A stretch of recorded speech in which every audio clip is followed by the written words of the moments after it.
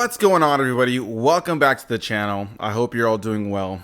I won't lie. I wasn't planning on watching this movie. It was just the overwhelming amount of negativity I saw around this movie that made me just have to check it out. So let's just get to it. You saw the title, you saw the thumbnail. Today we're talking about 2025's War of the Worlds. Directed by Rich Lee, this film stars people like Ice Cube, Eva Longoria, Clark Gregg, Andrea Savage, and more. So here we are with yet another installment into the War of the Worlds franchise. A franchise that isn't really one continuity in any way, shape, or form. There have been remakes and reimaginings, mockbusters, radio broadcasts, and of course the original H.G. Wells novel from 1989.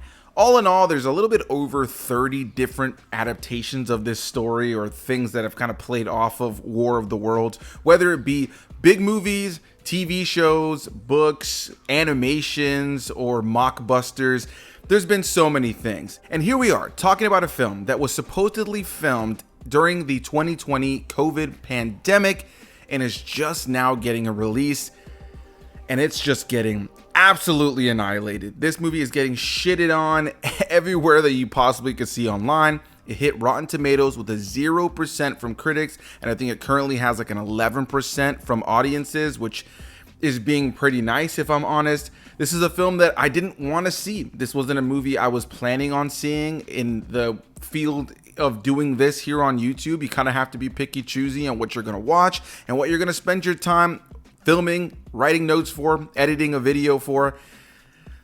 But I couldn't resist. There was so much negativity around this movie that I just had to see it for myself. So let's get into what this film is all about first, and then we'll get into my full thoughts on it. And I should also mention that this is a movie I'm going to talk a little bit openly about because there really isn't anything I could really spoil for you here. There's not really anything you're missing in any way, shape, or form. When meteors strike, alien machines emerge and revealed to be feeding on digital data.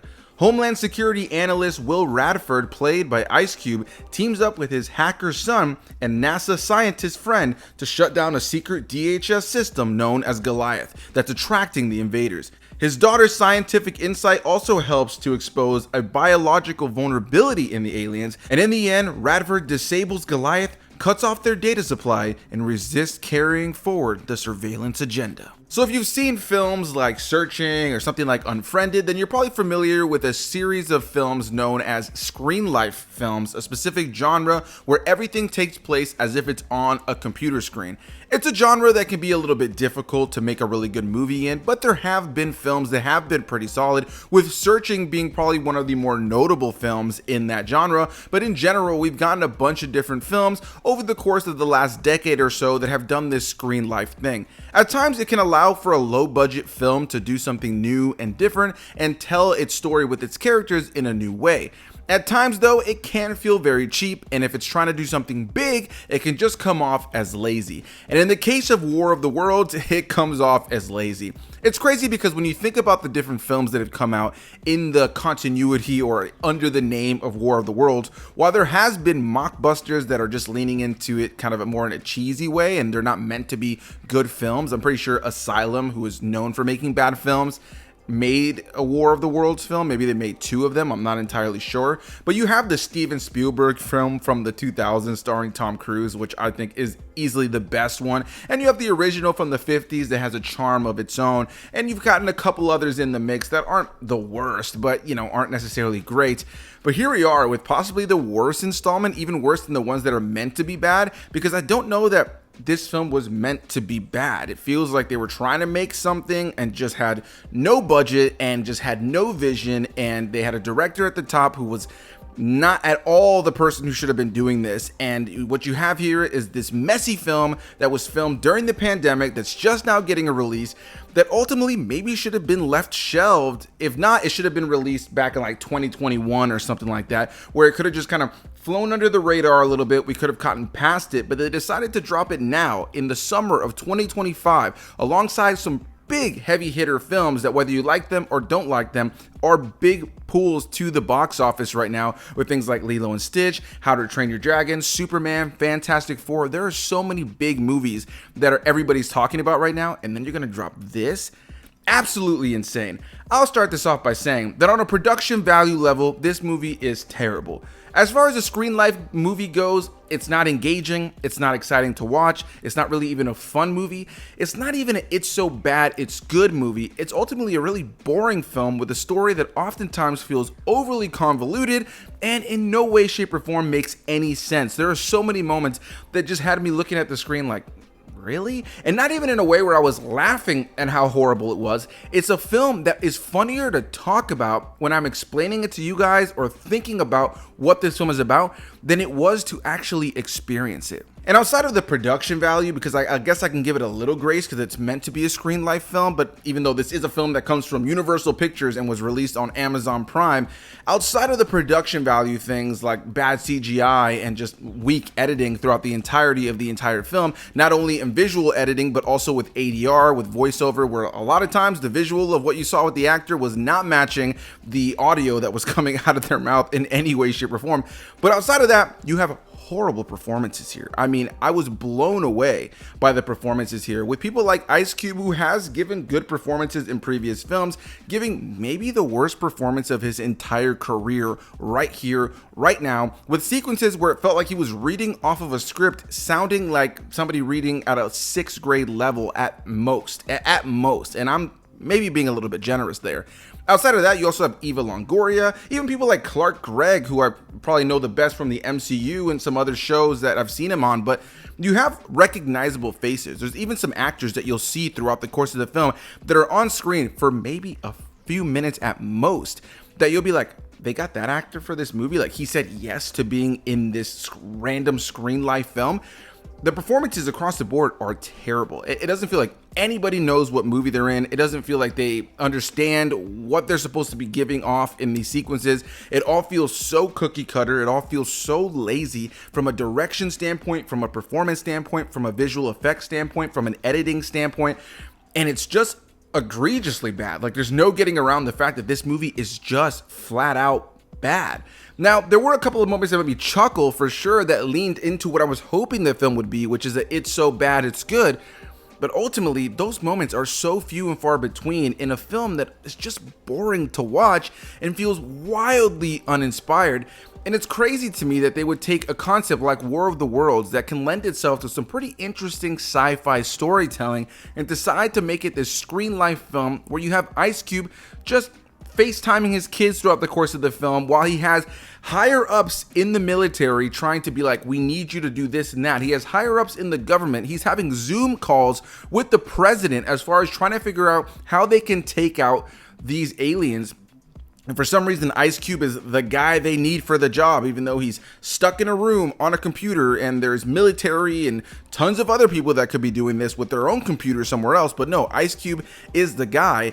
Despite all of that, you have this guy who's doing private Zoom calls with the president and other higher up officials, but the whole time he's like calling his kids, he's doing FaceTime with his kids. His son turns out to be like a hacker and they work together to try to take out the aliens, and his daughter also has like a scientific background, but she's pregnant and she's running from the aliens for half of the movie. And then his soon to be possible son-in-law is an Amazon delivery driver, and we're gonna get into that in just a moment. But it was just this hodgepodge of the most random what the fuck is going on things that ultimately left me wondering, what was the vision here? What was the overall intention? What were they going for? Who is this for? This definitely wasn't for fans of the War of the Worlds novel or any of the other adaptations. This was definitely not for fans of Ice Cube, Eva Longoria, or any of these actors that are in this film. This was definitely not for fans of film. This was definitely not for fans of screen life films. I don't know who this film was for. I don't know what the vision was. It just feels like one of those films that you kind of need every here and there to kind of reset your mind, give you a realignment on what a bad movie is. This is the kind of movie that I think about when somebody says a big tentpole movie that is divisive is a terrible movie. Listen, you can not like a movie that's big and popular, a big popular franchise flick, but every here and there, you need a movie like this to kind of remind you what a truly terrible movie is, because there are some movies that will get so much grief that don't necessarily deserve it, that a film like this deserves all that grief. This is the kind of movie, this is the kind of laziness, this is the kind of filmmaking incompetence that's being put out there with the brand name of something like Universal Studios or Amazon Prime that should be getting that grief. This is the kind of movie that you should be throwing that hate towards, because right here what you see is a film that's coming from notable studios that ultimately doesn't feel like anybody tried here. It doesn't feel like anybody put any effort. It doesn't feel like anybody cared about what they were doing here. It doesn't feel like anybody really wanted to create something that was going to be memorable in a good way. And if anything, I guess I could say kudos to Amazon for releasing this on their platform and at least getting a lot of traction just from how terrible this film is. I mean, it's easily the worst work I've seen from any of the actors who are involved, and it's got to be easily the worst film I've seen this year, which I thought was going to be hard to top. So yeah, this is just one of those that just has me kind of baffled, honestly, because it just was a disaster. Now, I mentioned earlier that I wanted to talk a little bit more about the notion of the Amazon part of this film. You have a character in the film who is the boyfriend to the daughter of Ice Cube in the film, who is an Amazon driver.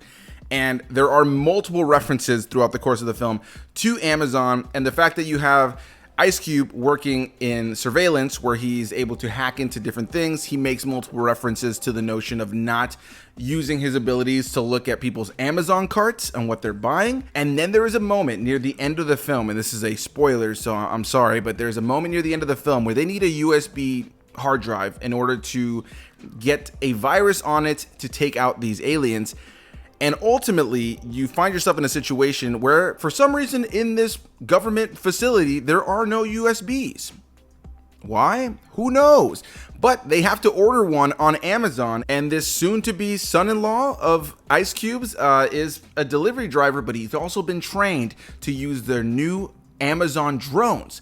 So he flies this drone through the aliens that are destroying the city, through the wreckage, and takes it to this government facility where Ice Cube is, so he can get it to him right at the final moment so that they can take out the aliens. And that is this movie, guys. I mean, the product placement for Amazon was so egregious. There's no subtlety to it whatsoever. And again, the performances are bad, the special effects are bad, the editing is bad, the ADR is bad. This movie is just bad. It's as bad as you've heard it is, and I just had to talk about it. I know I maybe repeated myself here a little bit, but this is just the kind of movie that, again, is a reminder. Whenever you see a movie and you don't like it, that's okay. But maybe sometimes you need a movie like this to remind you what the worst movies can be. Because there are some movies that aren't great, that are definitely better because at least people put effort into it. At least there was talent on display. At least there were performances and cinematography and a musical score perhaps, and editing that at least showed some filmmaking prowess. And in the case of this film, I don't think there's anything redeeming about this film outside of a couple of moments here and there that are gonna make you laugh just because of how terrible they are. And you're more laughing because of how shocked you are that this film was released in the state that it's in, and less so because you're watching a film that is kind of like goofily bad. You know, I can take a movie that's goofily bad and it's kind of got this it's so bad it's good, like a cheesy horror slasher from the 80s or something like Jaws 3D, where they're not great. But something like Jaws 3D is an absolute masterpiece. Like, I mean, straight up Schindler's List in comparison to this War of the Worlds. So that's going to be my thoughts on War of the Worlds 2025. I'm definitely looking forward to hearing what you guys have to say. Have you planned on checking it out? Have you already checked it out? I'm a little bit late to the party, but I still wanted to be a part of the party. So leave some comments down below. Let me know how you guys are feeling about this one, and I'll see you guys in the next one. Bye-bye.